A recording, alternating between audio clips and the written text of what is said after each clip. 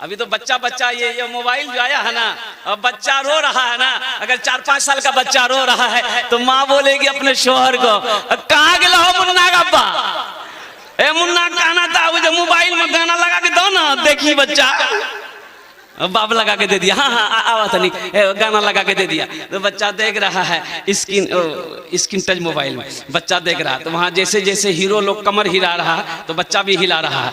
माँ बोली मुन्ना बा, ये देखा मुन्ना हमारे उधर मुन्ना अच्छा था, जे देखा था वैसे करता। तो बाप बोला कि बहुत फॉरवर्ड हुई।